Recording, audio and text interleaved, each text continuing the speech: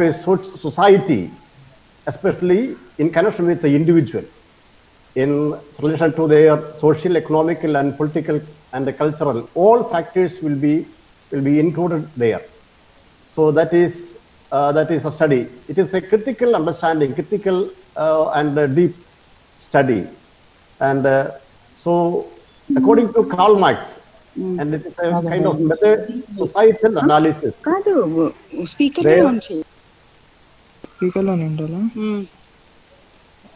Hello, friends. You continue, sir. You continue. Yeah. Some of the students is joining, that's all. Okay. Yeah. The Karl Marx method of societal analysis, especially in the age of economy and class struggle. Karl Marx, he is focusing upon economic and class struggle.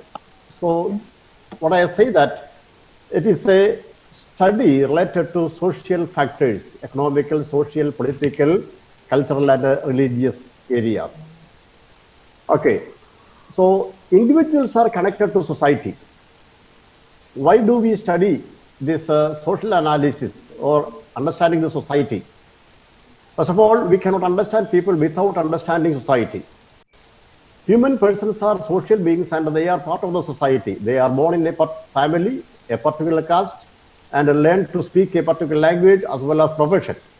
Through birth, people are acquainted with the family, caste, class, language, occupation, etc. We are connected with certain groups of people and distinguished from other groups of people. All these essential aspects of life are social aspects. We cannot understand an individual without understanding his social background. So what we see that individuals are connected to society. And we need to know what are the social backgrounds of a particular person. Then only we can understand that person. So that is the first point. And we cannot understand society by looking at a person only. For example, seeing a person, we cannot understand the entire society. First of all, we need to understand a society, then we can understand a person.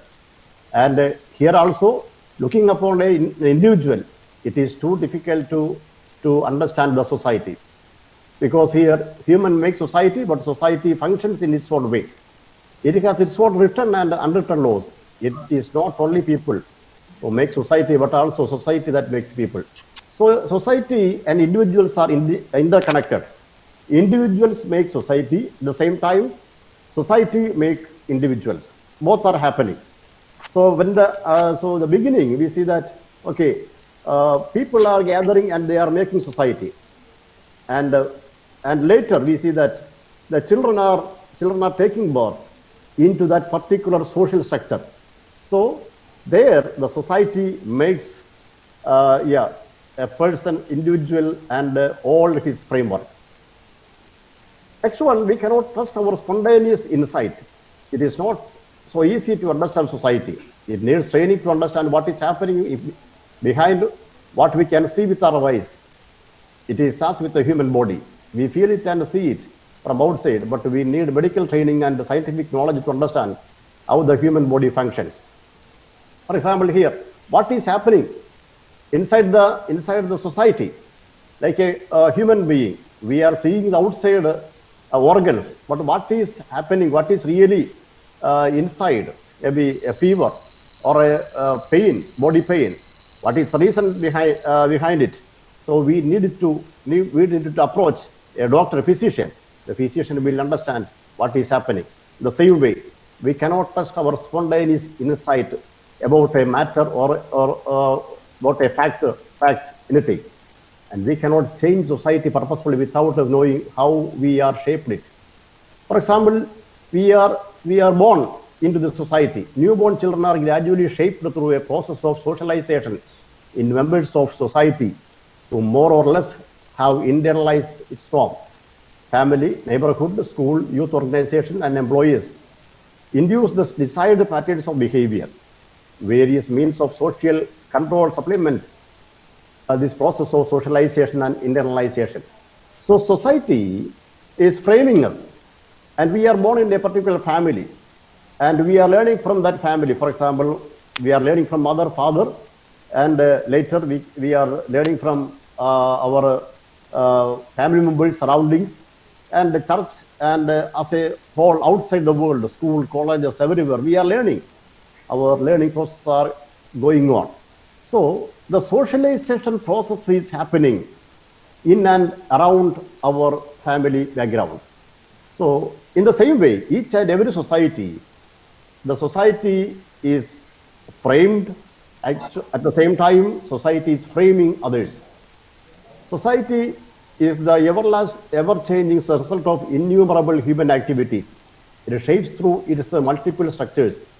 Humans are brought in it, and it is changed by the activities of human, of whom it consists. Keeping this in mind, social analysis should be able to avoid a deterministic approach in which humans are only seen as the product of circumstances, and a voluntaristic approach which assumes that human actions can change the society and its will. Okay, there we see that, so society is the ever-changing source of innumerable human activities. But at the same time, so we should understand that society, so humans make society and society makes human. That so things are happening vice versa. But changing human, so society, it is not easy. At the same time, you have to understand, changing society is possible, but strong convictions, strong leaders needed, and strong desire needed. Then only it will change. Otherwise, it is too difficult. That kind of approach is needed. The leaders needed, willpower is needed, and special goals are needed. That is there. Okay, next area we have to study different types of society. We need to study different types of society. First of all, lineage-based or tribal society. Lineage-based or tribal society. Every element, for example, the very beginning, the human beings are not developed like the modern world. But the tribal system, it is not, don't think that it is not a developed one. It is developed at the same time, but a very simple way of life. Okay, what are the characteristics? In the early days of human society, people lived in a tribal community where they lived on a day-to-day basis from production of nature. They gathered fruits and roots and hunted. The different structures can be be characterized as follows. The early community, the human community, they were very simple. We know that Bible, God created human and human beings, Adam and Eve, and God placed them in the Garden of Eden. Where they were placed, not in the concrete building, and their facilities were very limited, and they were instructed to eat fruits. Nowadays, we are cooking and eating, and we are using various methods. Okay, whatever may be there. So the tribal community, likewise, here we see that they are very simple people. They gathered fruits and roots and hunted. The different, so that was there. Primitive economic structure, primitive tools, very simple one. Little division of labor and common ownership of land. There we see that the early tribal setup. Social structure, no classes, equality, and matriarchal organization. All are equal at the same time. Matriarchal organization, mothers are controlled the community. Political structure, primitive democracy, all participate in decision making, and charismatic leaders, often women. So all are having the equal share for taking a decision. And meanwhile, we can see that women are there. But now, unfortunately, our social structure all over the world, it is controlled by male. That is patriarchal culture. But the primitive stages, the tribal society, there we see that mothers, they controlled family, society, everywhere. Culture or religious structure, reverence of ancestors, totemism, and shamanism. So we see that the priests were also appointed by the women also. And the second form of tribal society, there it was based on cattle breeding. Okay, just first of all, they were just gathering fruits. They were not keeping for tomorrow. Gathering fruits, and they were sharing people. and they were not selfish. Here we see that cattle breeding. In this form, the ownership of cattle and grazing land was also collective. But intertribal conflicts and warfare over cattle and land deepened the awareness of property and significance. The weapons may have been privately owned. It is in this type of tribal society that the leadership of women was overthrown and replaced by a patriarchal organization of collective life. See the changes.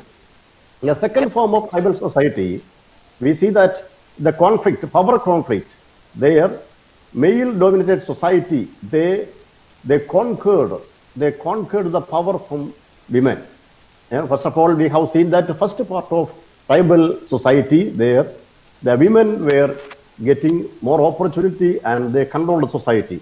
But so later we see that the second form, the people they are becoming more possessive. They possessed the cattle, they possessed the land, they possessed the grazing land, and some of the possessions, and gradually it led to property and its significance. And they used weapons for defending and fighting. So the stage we can see the development. Then women played a crucial role in the development of third and fourth stages of tribal society. Again, we see that women folk also there, and they are not overthrown fully, and they were engaged in the different areas. For example, agriculture.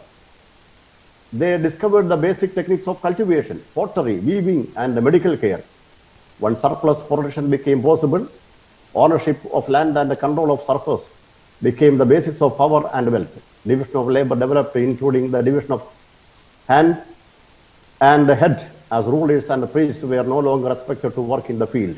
Women were subject to a patriarchal structure. Women, okay, they were involving in the agriculture, but at the same time their power was going down, and the ownership of land and control surface became one of the crucial area for power struggle. And women were subject to patriarchal structure, so they were losing their power, but they have limited powers. Economic structure, improved agriculture techniques, still common ownership of land, but under patriarchal control and deepening division of labor. So first of all, we see that the land was common everywhere. No one occupied land. But later, so grazing land, and they need a special area, and they used to say that you should not enter that area, and such a way. So it was a land without having any proper fencing or walled one. But yeah, they maintained certain territory. That was the very beginning. Social structure, when we study or looking into the social structure, the class undergoing some but developing social differentiations. Chieftains, priests, and the patriarchal elders dominated the society. So there were many people, chieftains, head of the community, head of the tribe, and the priest assigned for conducting religious things, and leaders of particular clans. Political structure, increasing power of chieftains, warfare with other tribes over land and intensified. Religious and cultural development of fertility, cults, and increasing role of priests. Further, agricultural development, especially after the invention of the plow and increasing division of labor, became the basis for the emergence of various forms of class society. The expanding exchange of goods and as well as warfare and conquest led to the formation of states. We see that, first of all, the plow, invention of the plow is one of the major discovery of the humankind. So now we discover this and that, but plow was one of the tool the mankind discovered to develop or so machine, in the category of machine, techniques, tools to develop their life. So we have seen that tribal society, very simple, and at the very beginning they were collecting fruits and roots, and they were sharing people, And late in the second part, they have gone for cattle breeding, and they possessed some land for cattle for grazing, and then they developed by step, and they acquired wealth and power. And in that situation, we see that matriarchy became matriarchy. Okay, second one, tributary mode of production or Asiatic mode of production. Early agricultural civilization developed along riverbeds. As they expanded large scale, cooperation was needed to provide the necessary irrigation systems. This was an important factor in the development of the centralized state in the highest ancient civilizations, such as in Mesopotamia, China, India. Another factor in the formation of ancient empires was the military conquest, which required forming a strong state. So tributary mode of production is known as the second type of production. So there we see that another name, Asiatic mode of production. That means the society, the larger society developed in the riverbeds. We see that the Indus River was one of the known river in India, and so Harappa and Mohenjo-daro, that civilization developed that riverbed. Then Nile river civilization and Babylonian civilization, all those civilizations developed in the very big riverbeds, because people, we have seen that they moved to agricultural activities. So agriculture needed water, and a group of people, they used to settle in particular area. There also they need river water, and their animals need water. So the earlier agricultural civilization developed along riverbeds. That is everywhere, all over the world. We can see all over the world. Then, okay, next paragraph is that a typical feature of many of these ancient empires was that life at the economic base maintained to a large extent feature of the tribal society. Village communities often remained basic needs of society. They were still based on common property or at least control of land. Another phase is internal division of labor between agriculture and the handicrafts on mutual exchange, not on exploitation of one class.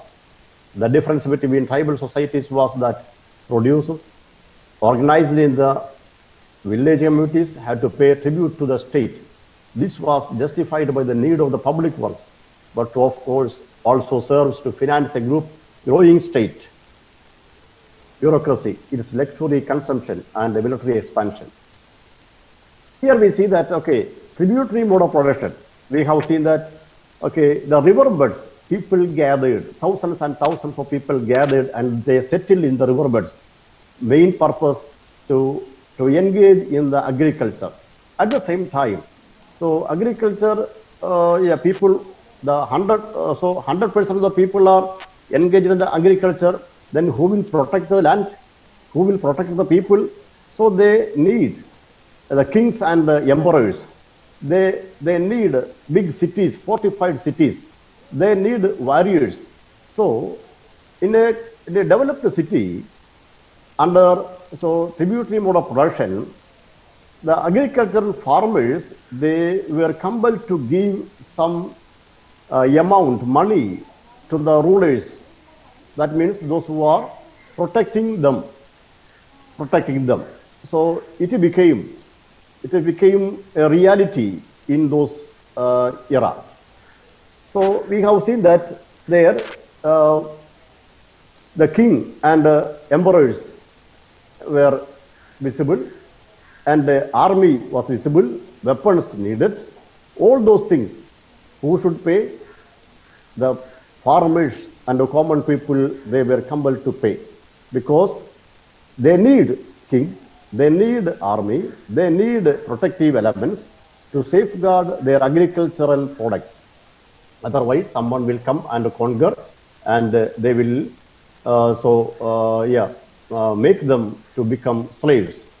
So thereon leaders needed, their own people needed. So we can see that kind of changes. Economic sector, common control of land at village level, while the king may be considered to the final owner. Tribute to the state in urban centers, various forms of exploitation, including slavery.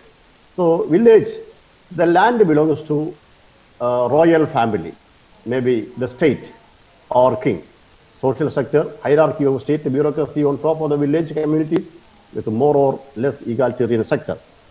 Then political sector, concentration of power in number for king and its apparatus. Cultural, development of urban culture, state religion, god kings, older traditions surviving in the village, etc.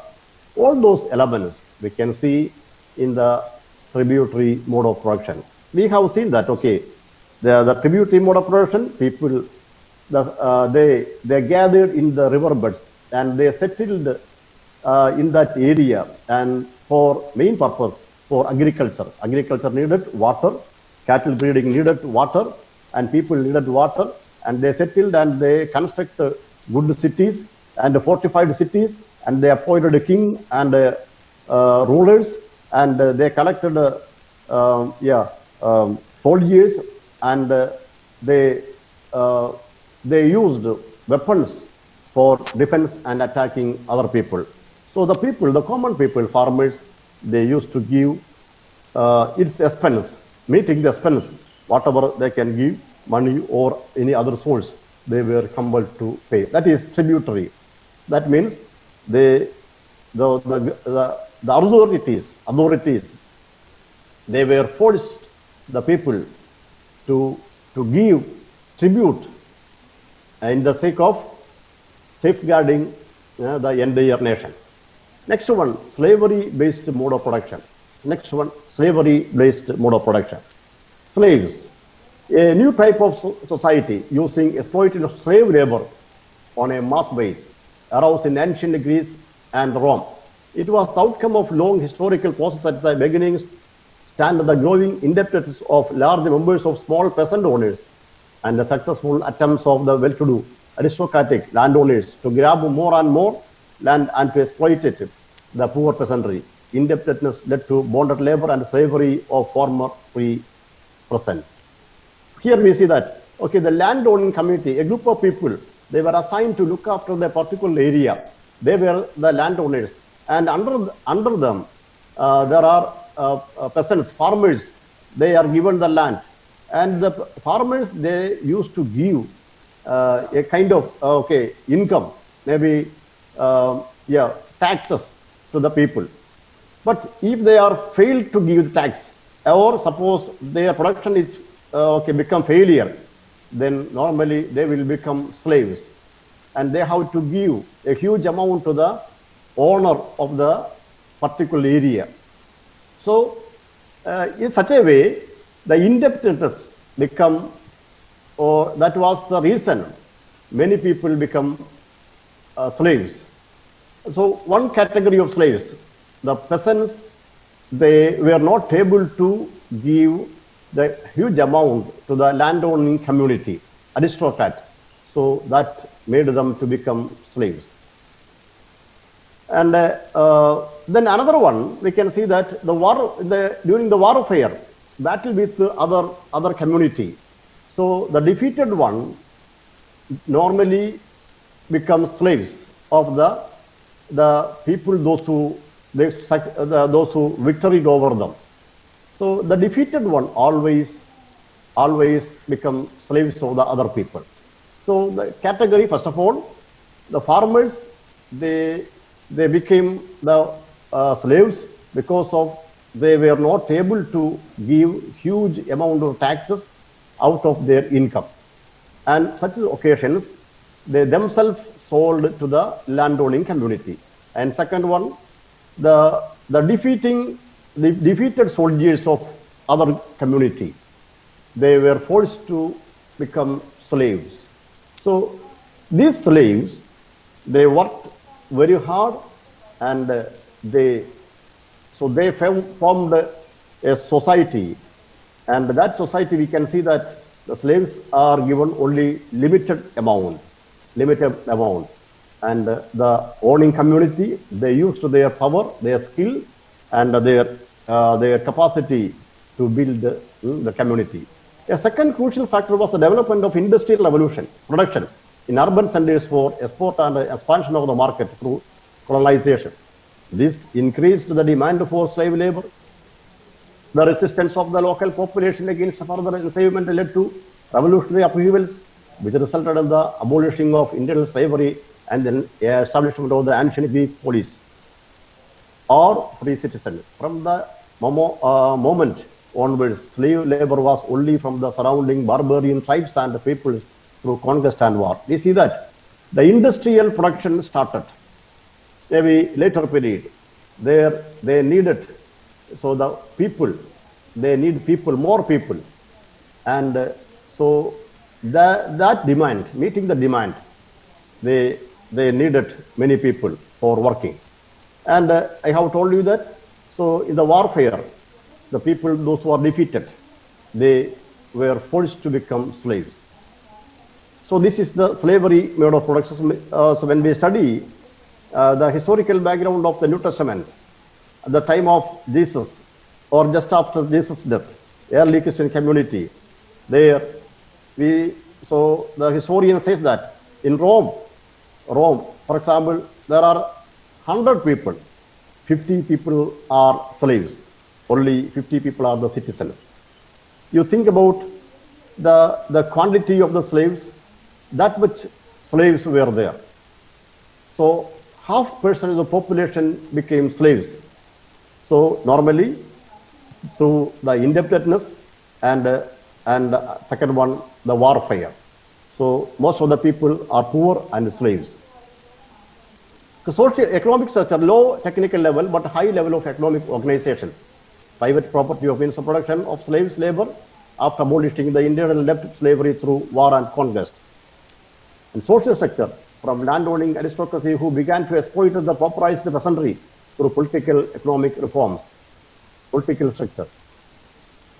Republican democratic police, sometimes led by Tinanoi, later transitioned to empires.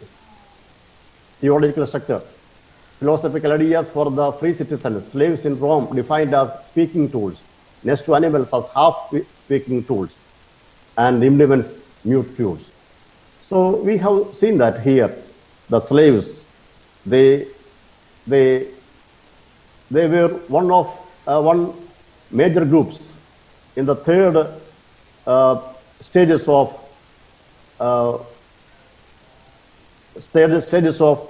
production. There we see that first of all, tribal mode of production, second tributary mode of production, then third one slavery mode of production. The fourth one we see that feudal society.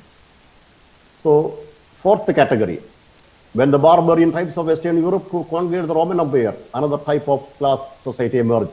It is called a feudal society. It was based on agriculture as the previous modes of production, but the form of property of land was different.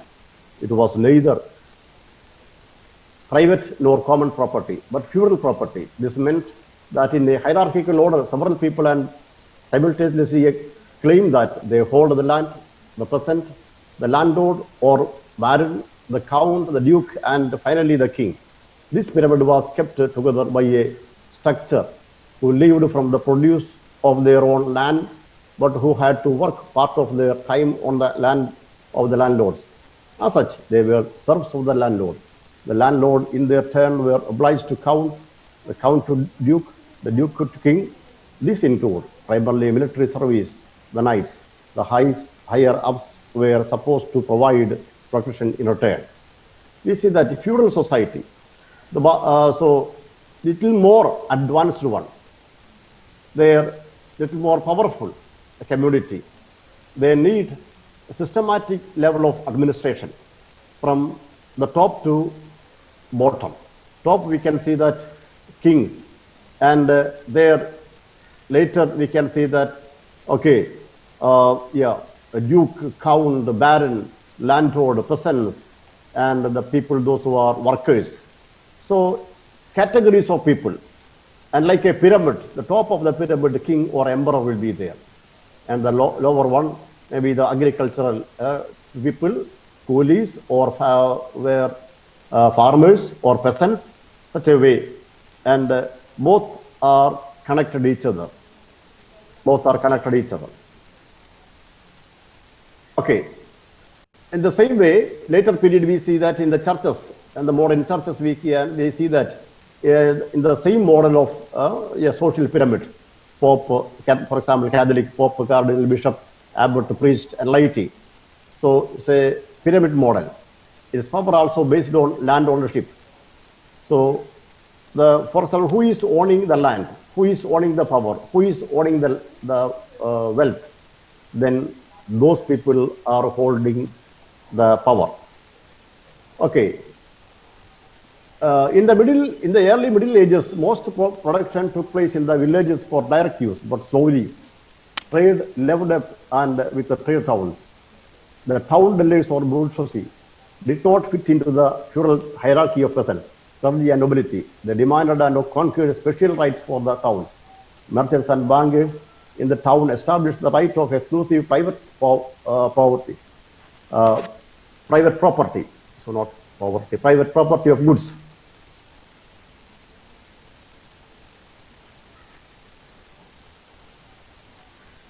Property of goods and capital in the boom of feudal society. So there we see that a group of people, they have developed and they have so made their community, feudal society in a well-settled manner. So in the same mode, we can see the church, and later some people, they prefer to dwell in the cities because of various reasons. City is the area of industries and many things.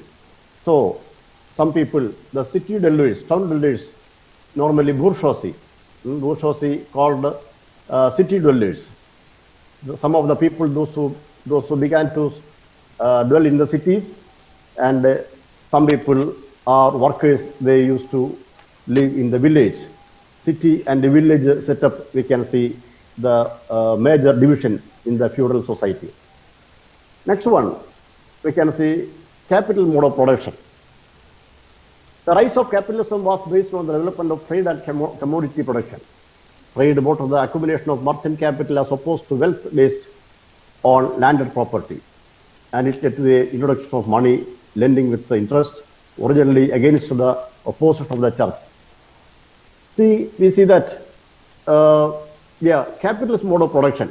Now, capitalist mode of production is very aggressive and it is overpowering any other production. So, we are living in a capitalist society. We can say like that. For example, we say that we are socialist community, mixed community. India prefers mixed community, but now India is losing the mixed kind of concept, and we are moving towards capitalist mode of production. So here we see that from the very beginning, the beginning of capitalism all over the world. So merchant started these kinds of capitalism. And the trade, for example, this second paragraph, this is the expansion of trade took place through the discovery of new sea routes. Vasco da Gama, Christopher Columbus and others. Vasco da Gama, he reached India. When he reached India, 1498, Vasco da Gama. Christopher Columbus, he reached America, 1492, the same decade. First, Christopher Columbus reached America, discovered America, 1492, and the same decade, 1498, Vasco da Gama came to India. How they came? They were funded with the merchants. The merchants gave support, financial support, and the condition, okay, we are ready to give money for your travel, but when you come back, please give back the money with the interest, and please bring maybe the treasures of other lands. So the sea routes, discovery of the sea route, many sea voyages started all over the world, and especially The European countries, Portugal, Spain, Denmark, Germany, and other countries, Spain, Portugal, Holland, and England, started conquering the market, conquering the lands all over the world, and they established colonial empires here and there. And we see that India, many European nations came here. Finally, British ruled India for a long period. So here we see that, capitalist mode of production. First of all, the merchants, they give money. They give money for these sea voyages, and their demand, please bring the treasures, maybe in the form of gold, silver, or spices, or any other means. Give back after coming, and they promote it. And maybe later period we see that many lands were discovered, and they made them into their colonies, and colonialization also started during this time. That is capitalist mode of production. Okay, let me speed up, otherwise it will not finish. So now we see that capitalist mode of production is very, very aggressive, and we see that discovering money for means of transferring the goods, and the money became the mediator. And it was the very beginning, the discovery of money, the placement of money just for service in the market. Okay, for example, I am producing rice, and my neighbor is producing wheat, and some other people are producing some other things. I want to sell my excess of wheat, and I want to purchase. I want to sell my rice, and I want to purchase wheat. How to do that? First of all, we see that exchange system, but that was not in a smooth way. So it took much time. Then the people understood that a mediating element is needed, and they discovered money. And okay, I can sell my own product for money, and I can purchase another product money. Okay, money acted as a mediating factor in the beginning of capitalism. But later some people or merchants or landowning people, the people those who are having more wealth, they used to purchase the resources with money, and they sold the resources for money. Okay, money became not the mediator, money became the actor of everything. Okay, that is happening. Money is the primary factor in the capitalist mode of production. Okay, I will hand over my note to you, and maybe a little more clarifications and explanations there. So, then another one, socialist principles and perspective, or socialist mode of production. Socialism, we see that it is aimed for everyone. All resources should be distributed for everyone. The recent developments in the former Soviet Union and in most of the countries allied to it, in Europe as well as Africa, have posed afresh the question, what is to be understood by socialist mode of production? That means all resources should be equally divided. Everyone should enjoy the resources and its benefits, and money should not accumulate, wealth should not accumulate anybody's hand. But capitalism, money is accumulating somebody's hand, few hands only. Others are under exploitations. For example, capitalism, the workers are under exploitation. That's what Marx criticizing the capitalist mode of production. Karl Marx, he is against the capitalist mode of production. He was supporting the socialist mode of production. Socialist mode of production, the resources can used by the people, and there we cannot see that anyone is rich and anyone is poor. All are equal. So land is common and resources are common. All can work together. The working class people, for some healthy people, can work, and so that is a kind of socialism. socialism. Many, for example,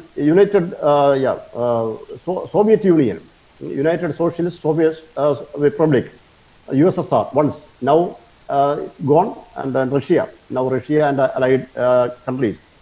Okay, they are following socialism. China is following socialism, and their countries, land is controlled by state, and the state is giving authority to work upon the land, and the control of the land is upon state.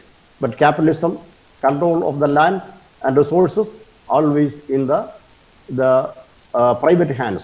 Private hands. Those who are having money and wealth or power, they can hold the land. Okay. The third area, next one, according to syllabus, theories and perspective of social change. Theories and perspective of social change. Okay, friends, you can break 3 minutes. We can take 3 minutes. After that, we can come again. Take a 3 minutes break.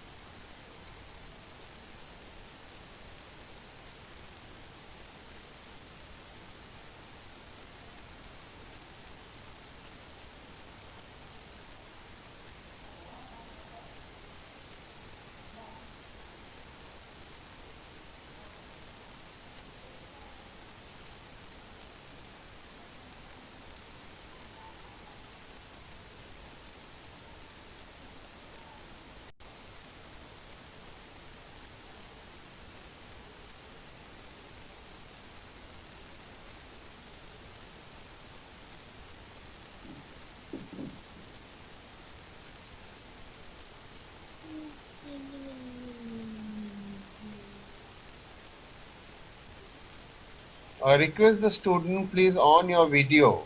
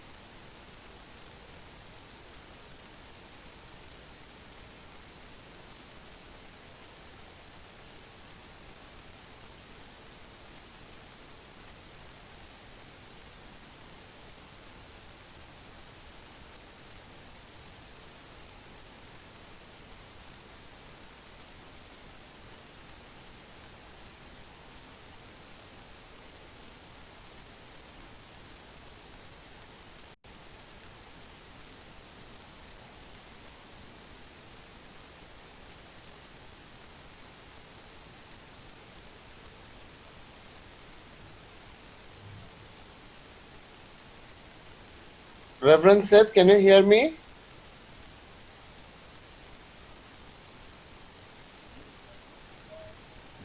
Reverend Seth, can you hear me?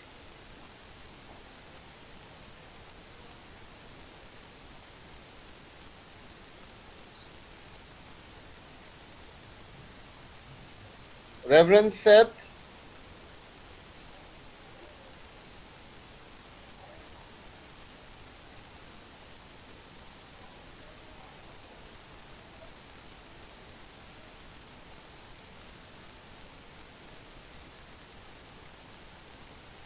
I don't understand what happened.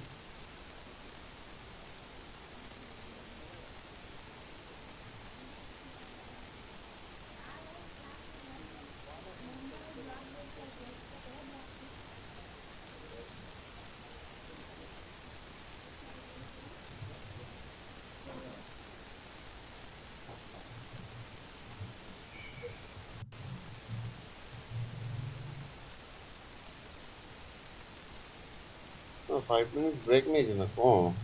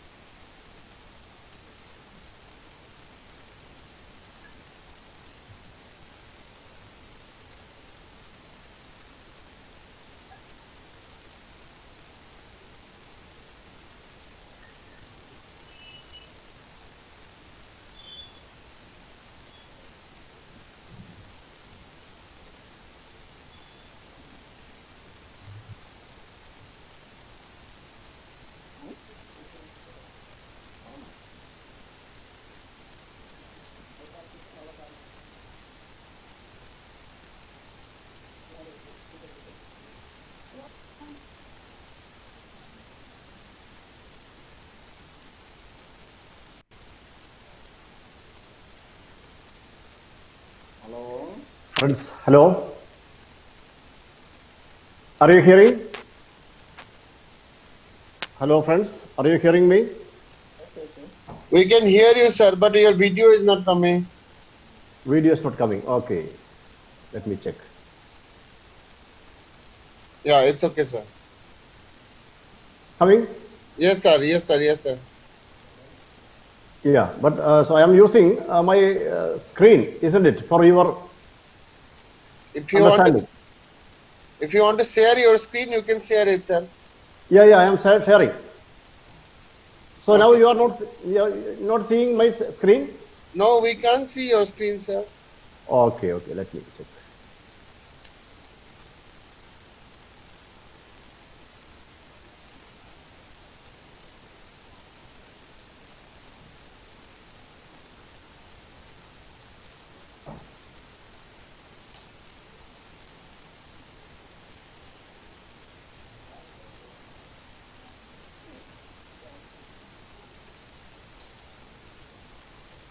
Now also you cannot see, isn't it? Yes, sir. We can't see anything. Okay.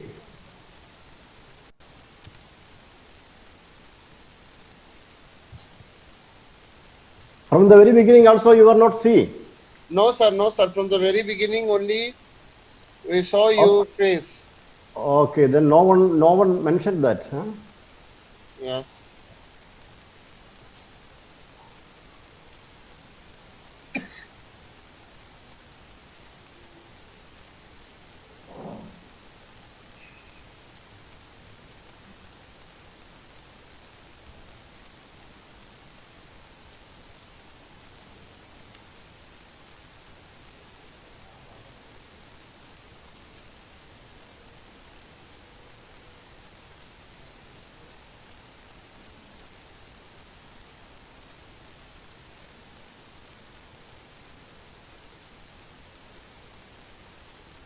Yes, sir. We can see now. Okay, yeah. Yes. So here, next area we are going to study theories and perspective on social change. So I thought that you were seeing my screen. Okay, sorry. We can see now, sir. Okay. Karl Marx. There we can see that his name, Karl Heinrich Marx, was a German philosopher, economics, historian, sociologist, political theorist, journalist, and socialist revolutionary. According to Marx, social change occurs as a sequel to class struggle. The seeds of class struggle which generate change are found in the economic infrastructure of the society. Here we see that. So who is Karl Marx? His full name is Karl Heinrich Marx. And he's a German. He was a German philosopher. And what he did. So just he was concentrated the social change as a sequel to class struggle. He was mainly concentrate all the economic struggle based upon class struggle. That was his finding. Okay, let's see. Both the forces of production and the products of labor were commonly owned. As such, class distinction did not exist. With the emergence of the private ownership of the forces of production, however, the fundamental contradictions or class distinctions were created. In other words, the force of production gave rise to particular relation to production. Here we see that, see, according to Marx, all the problems started because the resources, it turned into private, it came into the private hands, private ownership. And there we see that we have discussed the owning community, the people, those who have wealth, accumulated wealth, and they used to control the production, and they used the laborers for just exploiting and making profit. So there, Karl Marx sees that owning class and working class, so they are in struggle, especially the working class. According to Karl Marx, proletariat, they are working for the capitalists and they are producing their products, but the benefit always reaping by the owners. Here we see that both the force of production and the products of labor were commonly owned, that we have discussed. These dominant groups also determined the superstructure in keeping the interest of the group. Law, literature, philosophy, etc. are all created accordingly. In other words, the impact of or influence of the dominant group is discernible in all areas of social life. There, the people, those who are powerful or owning class or capitalists, they discerned the entire area of life. A conflict naturally ensues between the emerging dominant group on the one hand and the group which had hitherto enjoyed all the privileges. The emerging dominant group endeavors to determine the superstructure in terms of its own interest. The society as a whole thus undergoes a change.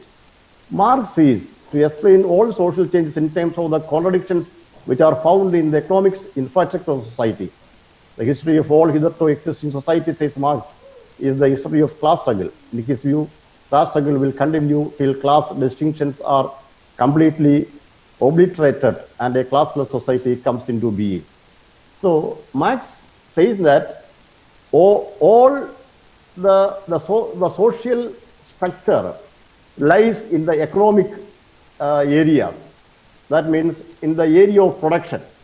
There, the owning class and the working class, they are constantly in struggle. So he says that, okay, remove the owning class. The resources should be equally distributed to everyone, and so he foresees a society. That society is called a classless society, not class society. Classless. There is no class. All are equal. That society he was so looking forward. Moreover, the influence of society, science and technology is very widespread and far-reaching insofar as thinking, behavior patterns, and value systems are concerned. In this context, it is not unrealistic to assume that the people of two different societies may share similar thinking. Countries are different. The behavior pattern and value systems, despite and the fact that the economic systems in these countries are different. So, yeah, Marx has dreamt a society that is a classless society, there more importance to the proletariat, that means working class people. And he focused, another important factor should not always be overlooked. The term socialism and communism do not convey today the same meaning as they did a few decades ago. Both the systems are undergoing transformation in response to the demands of the technology. So Marx has seen socialism, and he proposed socialism and communism. So that is not visible in modern days. The socialism and communism, there literally, the idea is literally so welfare of everyone. Welfare of it is a kind of a brotherhood. The people are living together, and they are benefiting all the resources. Secondly, Marxist thesis that those who are economically dominant become, by virtue of their economic power, dominant in society is not fully supported by historical fact. Thus, the organized religion, as a church in Europe, the Brahmin priesthood in India, etc., established its domination in almost all societies in the past through non-economic influence. At the same time, the similar point we see that, so likewise, economic dominancy and maybe religion also, so using the people to dominate and control. In Europe, the churches did, and India, so the Brahmin priesthood, the Hindu community, they have used such a way. It is true that economic power helps one to gain other forms of power, but it is equally true that other forms of power helps one to gain economic power.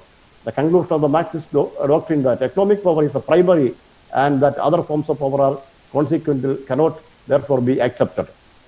Anyway, Marx accepts other powers are there. For example, religion is another power. But for Marx, for him, economic power is more important. economy is the basis for almost all powers in the world. Thirdly, the Marx's thesis that politics and culture of a particular epoch are explained by the fact that they subserve the interest of the economically dominant class in that epoch is also open to several objections. All human actions cannot always be explained in terms of economic motivations. Religious pursuits, for example, cannot be explained in economic terms.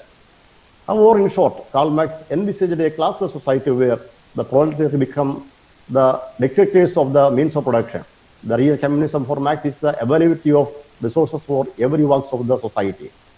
So we can see that the power struggle lies everywhere.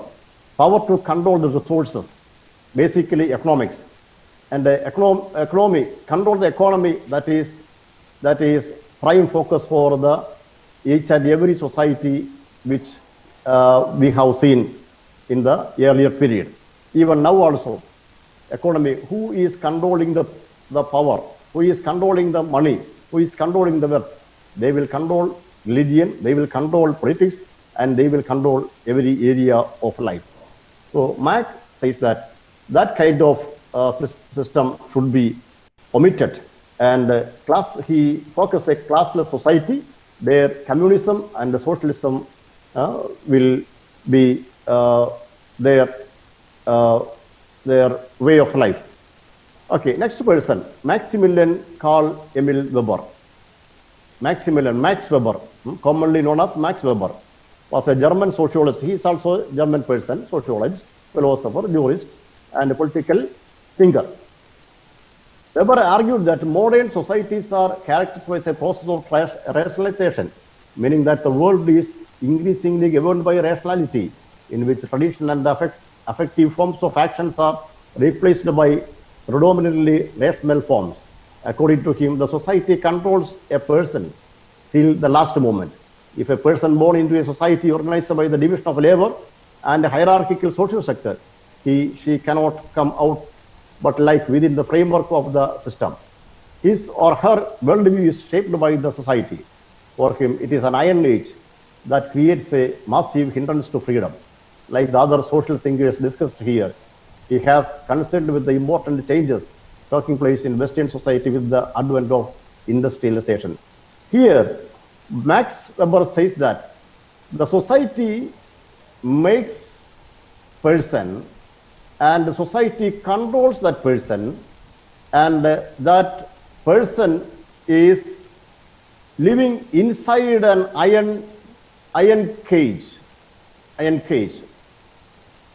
It is iron, not iron age, iron cage, like a bird, where a bird is, for example, some people are keeping the parrots and some so beautiful birds. They are keeping. They have no freedom, only limited freedom. Within that limited freedom, they should live. In the same way, Max Weber says that the man is inside an iron cage. He cannot break that iron cage by himself. So society is compelling and making that person to live inside. And Weber's primary focus on the structure of the society lay in the elements of class status and power. Similar to Max Weber, so class as economically determined society, he believed, was split between owners and laborers. Status, on the other hand, was based on non-economic factors such as education, kinship, and religion. Both status and class determined an individual's power or influence over ideas. Unlike Max, Weber believed that these ideas formed the base of society. And we see that, so Max Weber, not Karl Marx, Max Weber, he says that, so society makes a person into a life like a iron cage, and he should be there, and he should live there, and he should work there, and it is too difficult to get freedom every area, economically, politically, socially. So the person is in iron cage. That is his main idea. To Weber, capitalism is entirely rational. Although this leads to efficiency and merit-based success, it can have negative effects when taken to extreme. For Weber, the culmination of industrialization, racialization, and the like results in what he referred to as an iron cage, in which the individual is trapped by institutions and bureaucracy. This leads to a sense of disenchantment of the world, a phrase Weber used to describe the final condition of humanity.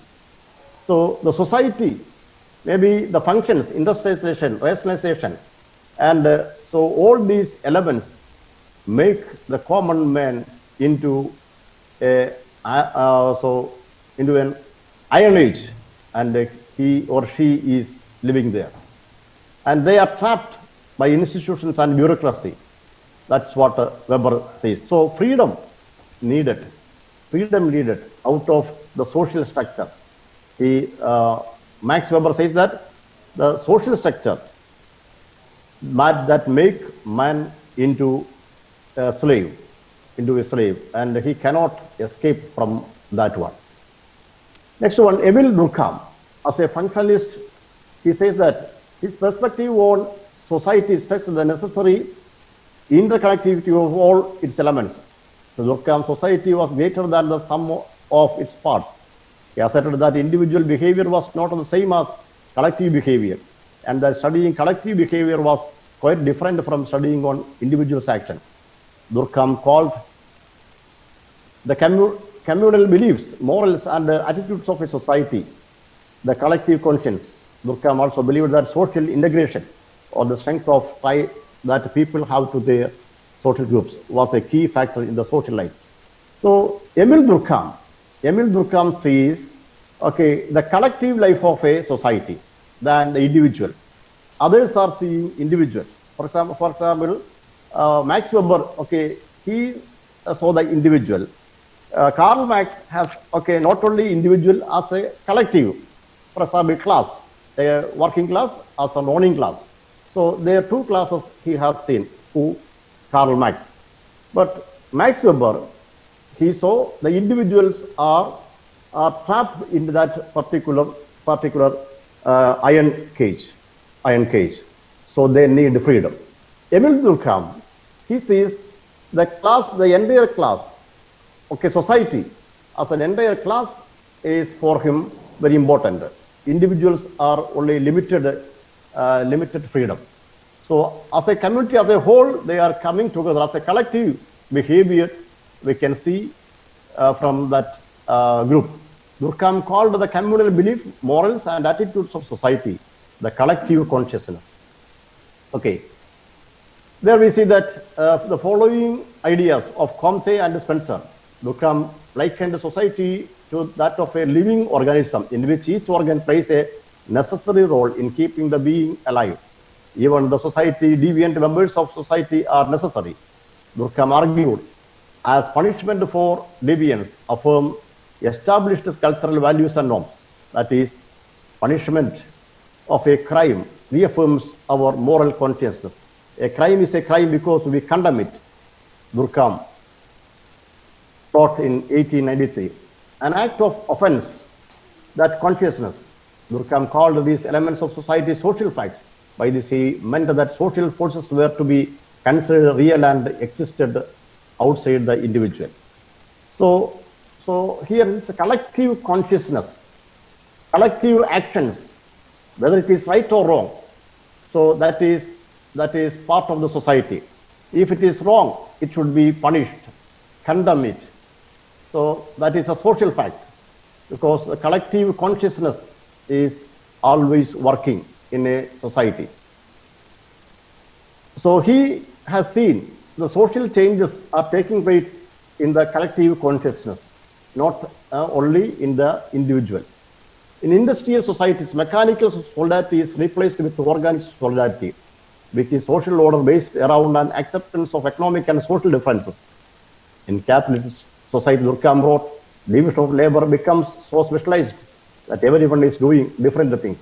Instead of punishing members of a society for failure to assimilate to common values, organic solidarity allows people with differing values of coexist. Laws exist for formalized morals and are based on restitution rather than revenge. So here, again, he says that industrial societies, mechanical solidarity replaced with organic solidarity. And they are making social order in the society. So in capital societies, he has seen that divisional labor becomes specialized nowadays. So we can see that everywhere, the very skilled people are getting the jobs, and unskilled people, they are losing their job. Skilled people are coming in the front of the society. Unskilled people are vanishing. That is visible in the capitalist society. So Durkheim sees that is happening in that capitalist society. And while the transition from mechanical to organic solidarity is, in the long run, advantageous for a society to become, noted that it can be a time of chaos and anomalous. One of the outcomes of the transition is something he called a social anomy. Anomy literally means without law. It's a situation in which a society no longer has the support of a firm collective consciousness. Collective norms are weakened. People, while more independent to accomplish complex tasks, are also alienated from each other. Anomy is experienced in times of social uncertainty, such as war or great upturn or downturn in the economy. As societies reach an advanced stage of organic solidarity, they avoid anomy by redeveloping a set of shared norms. According to Durkheim, once a society achieves organic solidarity, it has finished its development. So collective consciousness, so Durkheim says that, for example, government is so mobilizing people to act certain ways. For example, law. For example, everyone is taking law according to his own or her own way. Then there is a lawless society. That is danger. That's what we hear. So that anomy, he says that anomy, that means without a law. Every person will live their own way. Then the powerful will lead always in the society. The weaker people will vanish. So a collective consciousness, someone should be there. Maybe the government, making people alert and guiding people in a collective consciousness. Durkheim sees the society functions in the collective consciousness. In short, Emil Durkheim observes that collective consciousness, values and rules are critical to functional society. Society system, interrelated parts where no one part can function without other. These parts make the whole society. If one part changes, it has an impact on society as a whole. So all are connected together. All are linked together. So for example, India, we have different states. All states should stand together. Then we can say that India is a one nation. And for example, if we face any problem from outside, then we can say that we are Indians. The collective consciousness is needed, according to Durkheim. Society functions in the collective consciousness. Next one, B.R. Ambedkar, Bhimrao Ambedkar. Also known as Babe Saheb Ambedkar, was an Indian jurist, economist, politician and social reformer who inspired the Dalit Buddhist movement and campaigned against social discrimination towards the untouchables. The arduous but indefatigable struggle for Dr. B.R. Ambedkar for social justice was essentially two objectives: dignity and emancipation of the untouchables, who though are euphemistically called Dalits these days. They stand discriminated, despised and degraded in every sphere of life: social, economic, political, spiritual, cultural and emotional. He wanted to vest those millions of deprived with dignity, which was possible only if they are liberated from Hindu subjugation, a gift of caste system. Dalits who have made mark in any sphere of life should have devoted themselves to uplift those who have fallen behind as co-travelers in the outward march. So here, Ambedkar sees the problem of, the society is functioning with a caste system. For example, India, he was born and brought up in the caste rigid society. and as a Dalit, as an outcast, and he understood what is the problem. So a group of people, they are despised, discriminated, and so economically, socially, politically, spiritually, culturally, and emotionally, they are sidelined. They need to be restored. They need support. They need liberation. And because of how it happened, because of the Hindu-dominated religion made them to be in that position. So Ambedkar says that. So we needed to liberate a group of people called Dalits, untouchables, and they are okay, huge number of people.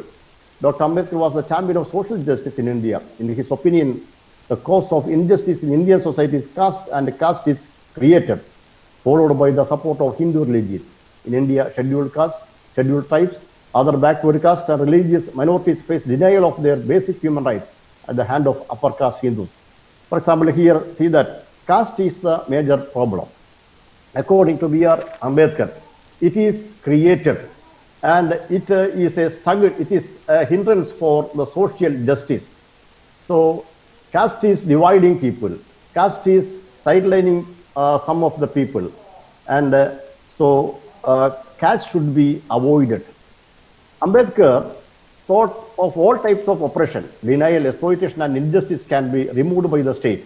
In this regard, he made many provisions in Constitution of India for SC, ST, OBC, religious minorities, women and children, and the state has been given duty and responsibility of protecting, promoting, and safeguarding the interest of weaker sections of society. According to Dr. B.R. Ambedkar, society should take care of every human being by giving them liberty, equality, and justice. These are the foundations of democratic society. It should not mean only to form a government. It is a way of living together in peace. So Ambedkar envisaged a society, a casteless society. Casteless society. I have told you that, Karl Marx, he has seen, or he focused a society, classless society. But Ambedkar, he has seen, or he has focused a society, casteless society. Remove the caste and uplift the people, those who are in economically weak, socially weak, politically weak, and so let them come up. Then only the equality of economic, equality of politics, equality of religion, equality of all area will be available for everyone. Otherwise, a group of people, majority of the people, according to him, around 40% of the people in India, they are more than 40%. They are Dalits or backward caste. So he was a champion to fight against those caste rigidities, and he tried to uplift these people from the lower bottom of the society. And he has seen that caste is playing a dominant role where majority of the people are under so a kind of compartmentalism, and they are totally rejected by economic sharing, social sharing, or political sharing, and so they are totally away from the mainstream of the society. That's what Ambedkar has seen. But so next one, Gandhi, Mohandas Karamchand Gandhi. He was a basic lawyer, anti-colonial nationalist, and a political atheist who employed non-violent resistance to lead the successful campaign for India's independence from British rule, and in turn inspired movements for civil rights and freedom across the world. The horrific Mahatma, great soul, according to Sanskrit, first applied in him 1914 in South Africa, is now used throughout the world. Gandhi was very clear about the program of social reconstruction. He insisted that the growth of the individual and that of society were interdependent, and the individual and society had to go together. According to him, individual and society are two factors but they are independent. They should work together, they should grow together. Individual excellence for preparing oneself continually to the service of society, according to him, depends on how an individual merges into society for the common good of one and all. Remarking of man involves resetting the goal of his life and bringing about a transformation into motivations, attitudes, aptitudes, beliefs, and thus in the entire gamut of his personality.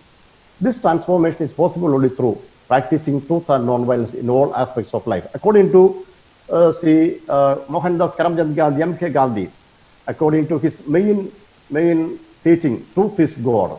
So he insists, so truth and justice, non-violence is a mark of so peaceful atmosphere in the world.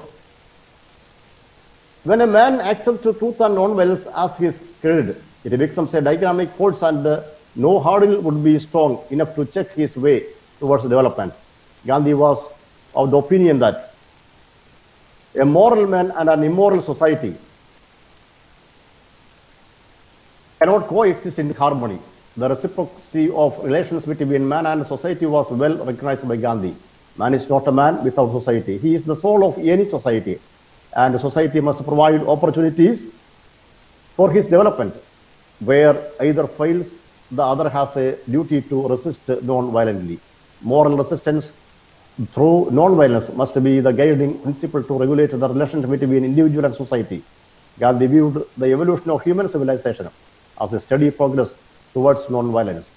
The way he wanted to reconstruct into a non-violent one was through revolutionizing the values by which that society lived. Okay, his main idea, all the society, especially the Indian society, he was focused.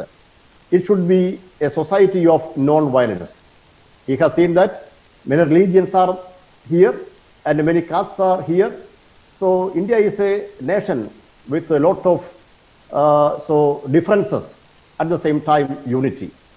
So a single point of maybe a difference may lead to violence. So he focused a nation, a country, without having violence. And there he insisted individual as well as the societies are responsible. And he urged the people to live in a harmony. And justice and peace is very important. And for example, he insisted the people to follow truth always, everywhere.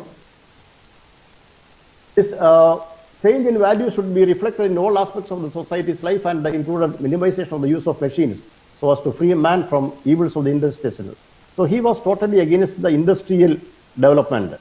Gandhi also insisted upon man's harmony with the nature and his economic self-sufficiency.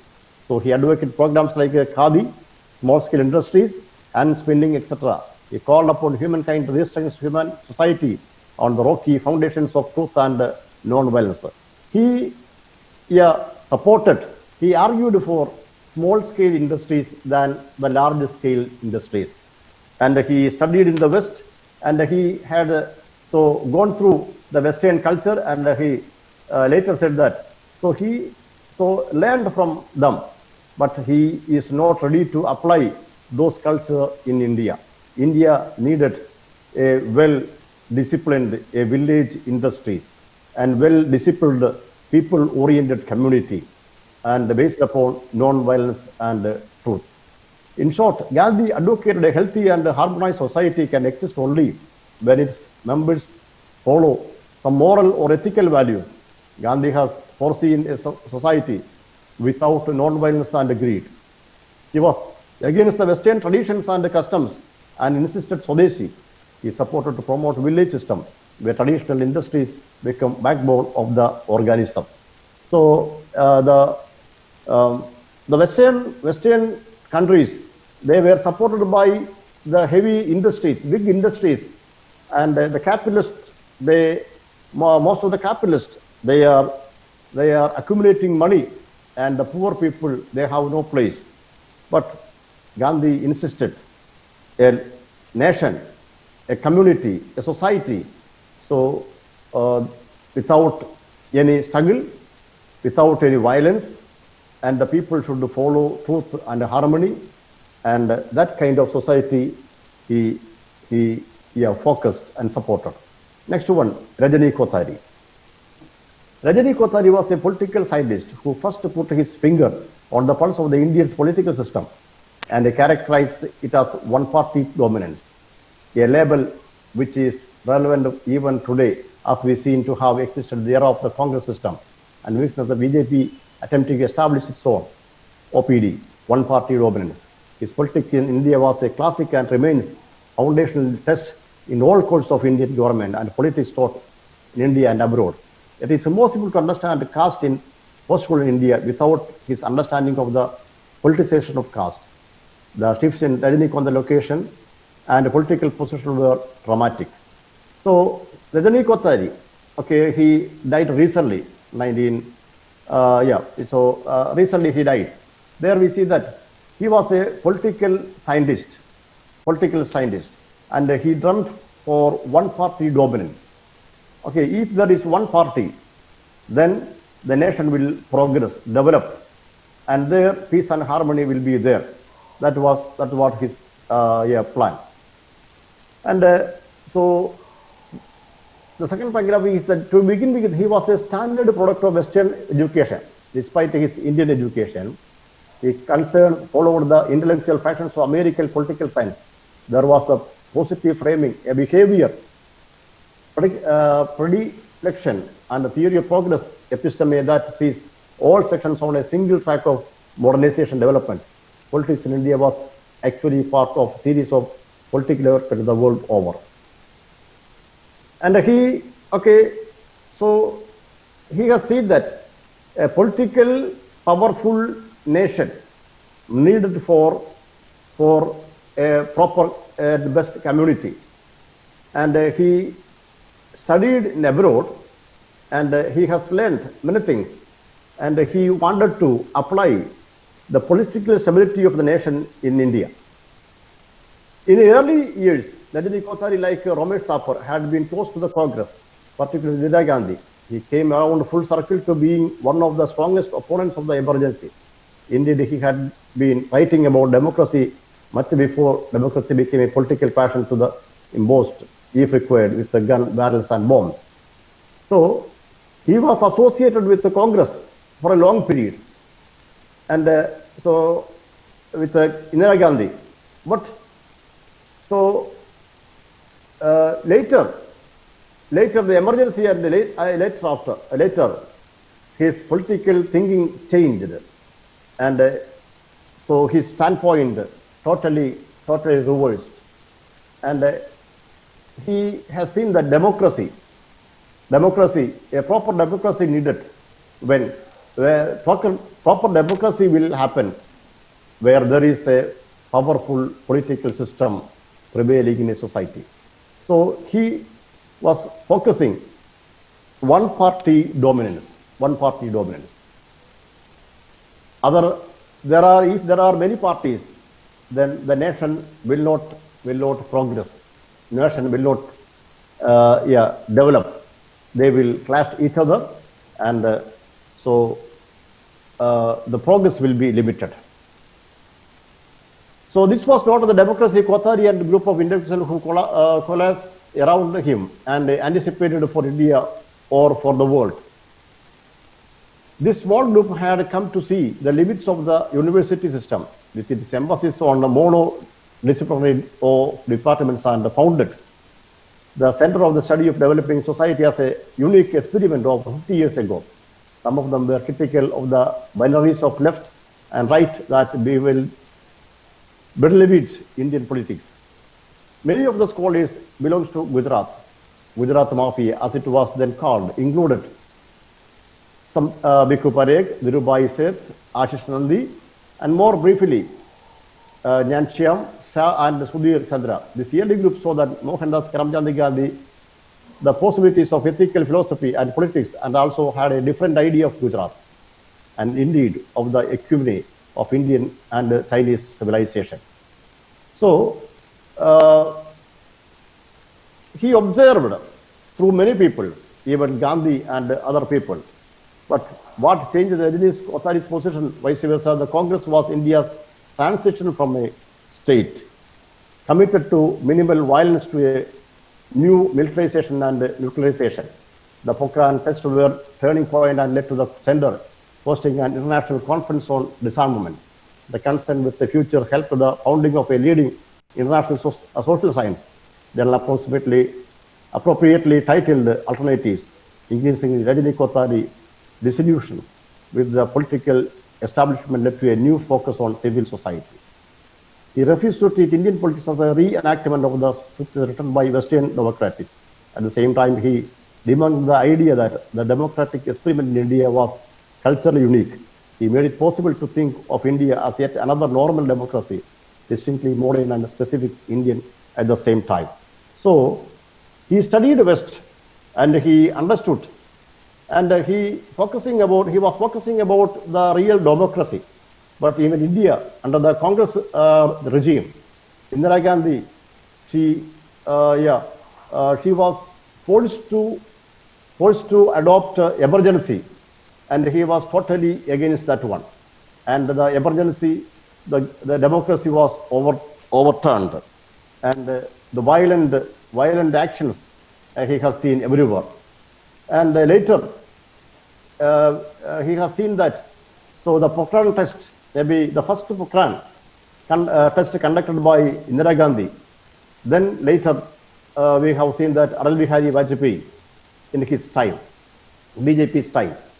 So a strong nation, a strong democratic nation, he was focusing. And anyway, once he was supporting the Congress-led democratic nation, but he turned his whole attitude. And he refused to treat Indian politics as a reenactment. So the Indian politics is the product of the Western democracy, and he advocates that we need our own democratic setup, with our own experiment, not the Western thing. So he made it possible to think of India as yet another normal democracy, distinct, modern, and specifically Indian at the same time. He was totally focusing the Indian-based society, democracy. Okay, second part, major part, faith and society. Anyway, our time is limit. I will try my maximum. You will get my note later. Faith and society, we cannot do God's will in social life unless we understand in a critical way how society functions. So when we study the society, so we are believers, or we are planning to become the God servant. We want to involve in the social life. So how to involve? So we cannot do God's will in social life unless we understand in a critical way how society functions. So we need to study. We need to study the society. Okay, there, fifth line, you can see that. Fifth line, good news to the poor in India. If we are serious about good news to the poor, we have to understand the causes of poverty. India is one of the nations, poor nation. Maybe at the same time we are saying that we are developing nation, we are so much strong nation, but most of the people are poor. Around 40% of the people are poor. But the state, the central government is not allowing. They are saying that only 20% of the people are poor, below 20%. That's what nowadays they are saying. But the real statistics is something different. Okay, good news to the poor. We Christians, Bible says that good news to the poor. Okay, how to apply this statement of Jesus to the real poor of the people in India? How they become poor? Maybe according to our understanding, They are lazy, and they are so spending money, this and that, and so they are poor. But so in India, when we study in a systematic way, we can see that the Indian poor people, the people in India, most of them are poor. Why they become poor? Because of the structure of the Indian society. How it happened? For example, when we study the majority of the Indian religious culture or religion, when we study the Hindu religion made such a statement and so attitude and action like that the Dasyus should not hold land and weapons. Dasyus should not hold land and weapons. So a majority of the people, Dasyus, maybe modern times we can see that the backward caste or maybe Dalits, untouchables, broken people. The backward caste, they were not given the right to hold land and weapons. So the people, those who are not having land, then how can they work in the land? How can they earn? How can they collect food? And how can they save money for purchasing other things? It is not possible. Okay.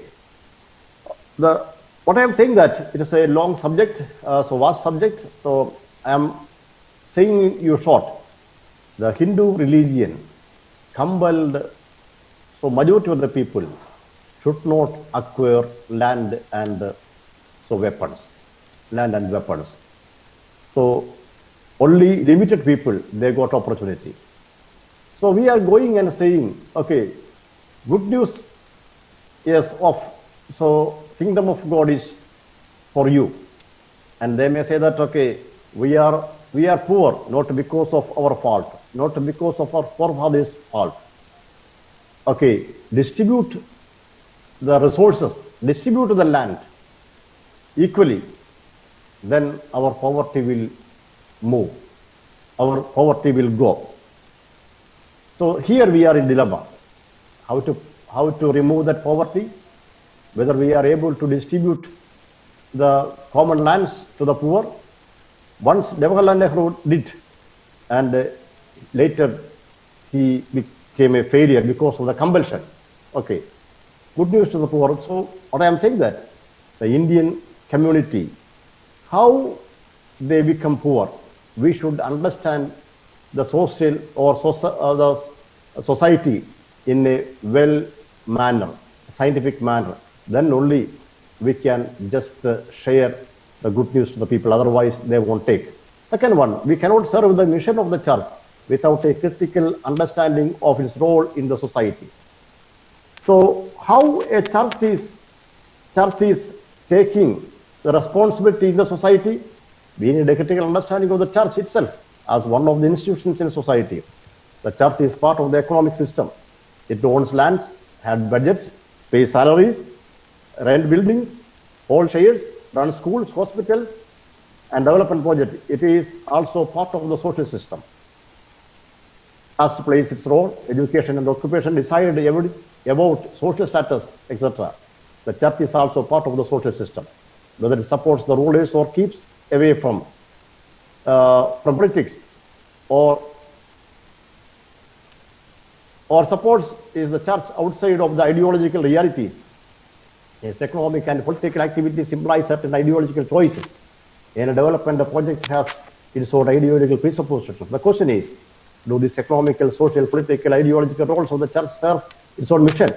That question we can answer only when we are able to analyze society on the one hand and to confront it with the critical understanding of the Bible and the mission of the church on the other hand.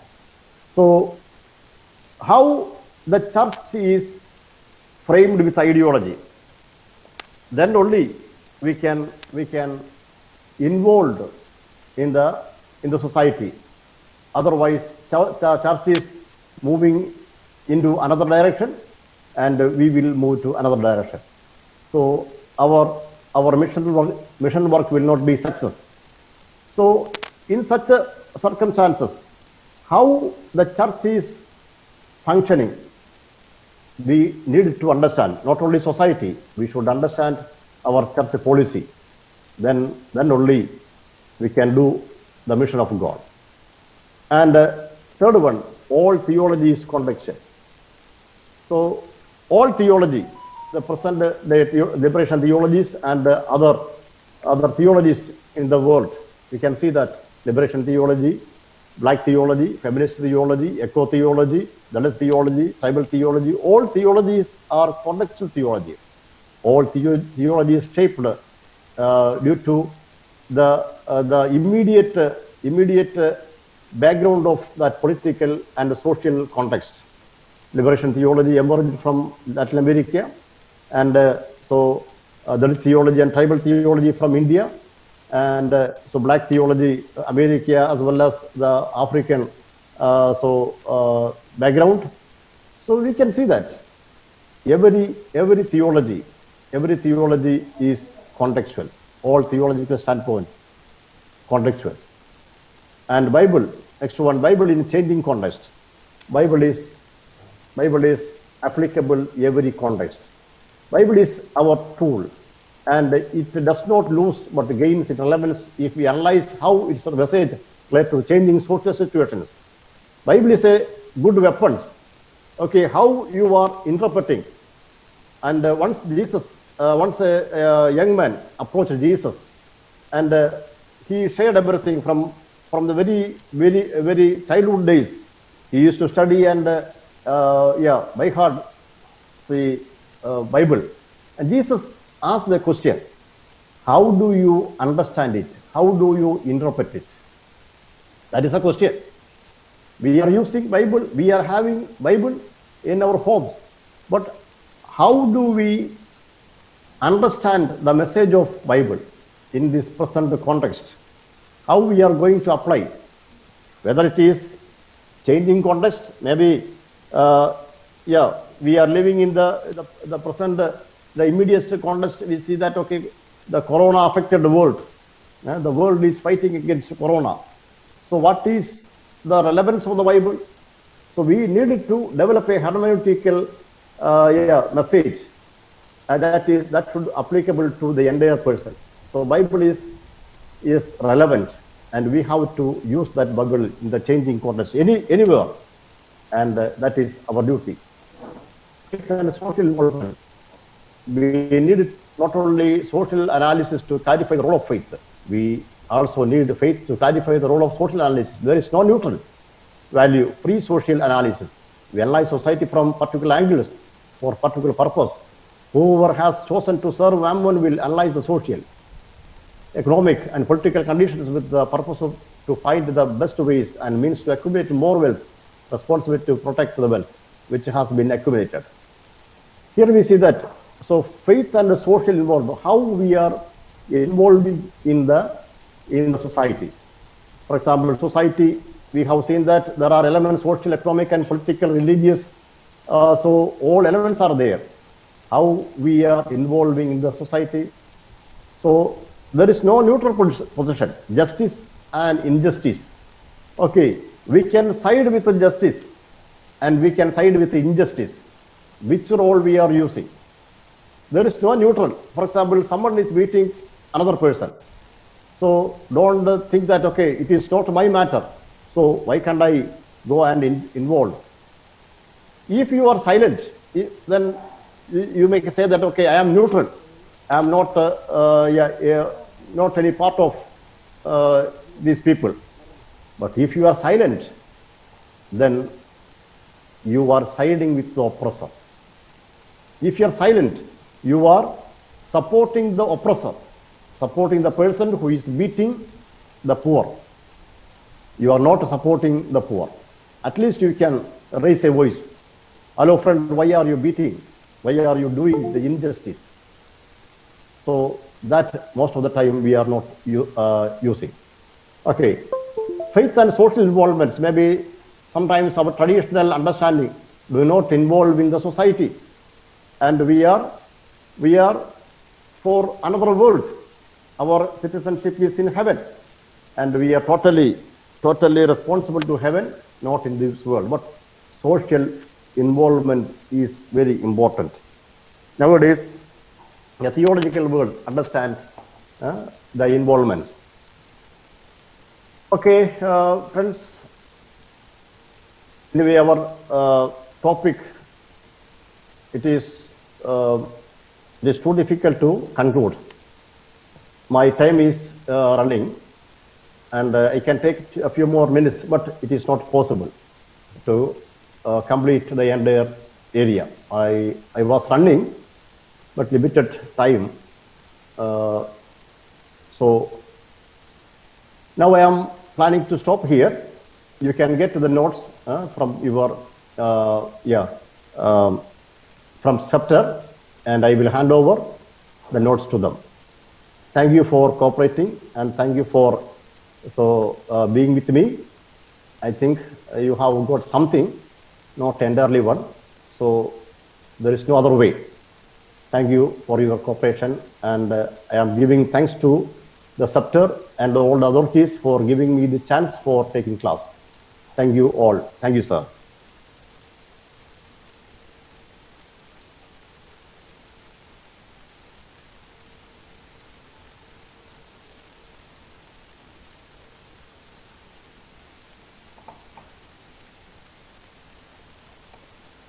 Hello, sir.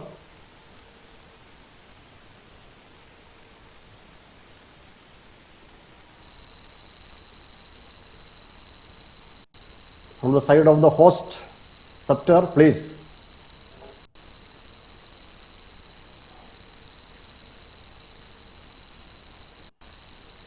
I am winding the session right now here.